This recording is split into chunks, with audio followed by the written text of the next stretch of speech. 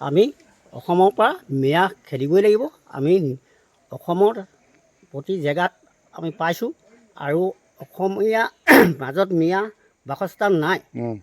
গতিকে আমি অতি সোনকালে মিয়া যাব লাগিব। আমি মুখ্যমন্ত্ৰীক ছাপোৰ্ট কৰিছোঁ। শিৱসাগৰ জিলা জাতীয় সংগ্ৰামী সেনাই যি পদক্ষেপ লৈছে মিয়া খেদালৈ, সঁচাকৈ আমি লাগিবলগীয়া। আমিও সহযোগ কৰিম, তেওঁলোকক সহায় কৰিম। সকলো ৰাইজক আমি অনুৰোধ জনাম যাতে আমাৰ লগত সকলো ওলাই আহক। আমি অসমৰ পৰা মিয়া অতি শীঘ্ৰে খেদাব লাগে। আমি মুখ্যমন্ত্ৰীক ভালেই দেখিছোঁ, যিখিনি কাম কৰি আছে। এতিয়া আপুনি পৰাপক্ষত যিমান হয় মানে বাংলাদেশীখিনি খেদক দেই। আমি আপোনাৰ পিনেকে আছোঁ আৰু নাই থকা বুলি নাভাবিব, আমি আছোঁৱে, সকলোৱে আছোঁ আৰু পৰাপক্ষত বাংলাদেশী খেদিবলৈ সোনকালে চেষ্টা কৰক। বৰ্তমান আমাৰ অসমখন বাংলাদেশে ভৰ্তি হৈ পৰিছে। সেই গতিকে আমাৰ এই ক্ষেত্ৰত আমাৰ সকলো গাঁও ভূঁই যিমান আমাৰ অসমৰ যি আমি খিলঞ্জীয়া আমি সকলোৱে সাজু হ'ব লাগিব।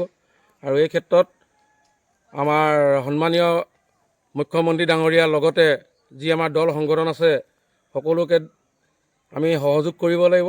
মুঠতে আমাৰ এটাই কথা, বাংলাদেশী কোনো পধ্যে আমি অসমত থাকিব নিদিওঁ আৰু এই বাংলাদেশী আমি বিতৰণ কৰিবই লাগিব। ধন্যবাদ। সংগ্ৰামী সেনা অসমে শিৱসাগৰ বিভিন্ন ঠাইত পোষ্টাৰ লগোৱা আমি দেখিছোঁ। ভাল কাম কৰিছে, আমি সকলো সজাগ হ'ব লাগিব। অসমৰ মুখ্যমন্ত্ৰীক ধন্যবাদ দিছোঁ। মিয়া খেদিলেহে আমি অসমখন বচাব পাৰিম আৰু মুখ্যমন্ত্ৰী মিয়া খেদাত লাগি আছে। মুখ্যমন্ত্ৰীক আমি অনুৰোধ জনাইছোঁ, মিয়া বাংলাদেশী যিমান আছে সেইখিনি খেদি বাহিৰত পঠিয়াই দিয়ক। আমি তেতিয়াই অসমখন বাচিব। আৰু মুখ্যমন্ত্ৰীক আমি ধন্যবাদ দিছোঁ মিয়া খেদিছে কাৰণে, আৰু তেতিয়াহে অসমখন বাচিব।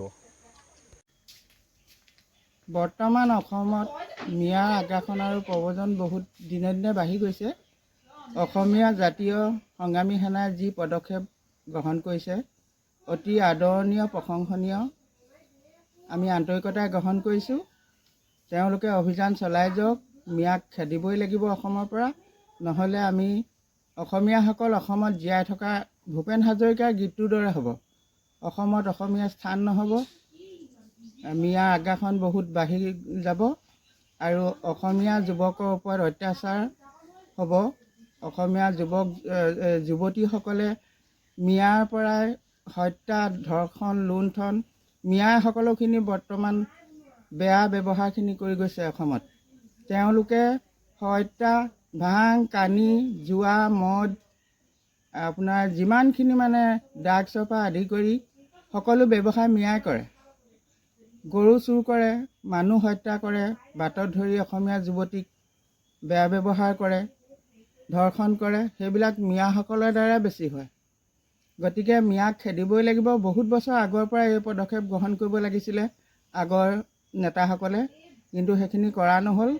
এতিয়া অসমীয়া জাতীয় সংগ্ৰামী সেনাই এই আদৰ্শনীয় পদক্ষেপ গ্ৰহণ কৰিছে। আমি আন্তৰিকতাৰে তেওঁলোকৰ পদক্ষেপ গ্ৰহণ কৰিছোঁ আৰু তেওঁলোকৰ লগত আমিও আছোঁ। এয়াই মোৰ মন্তব্য।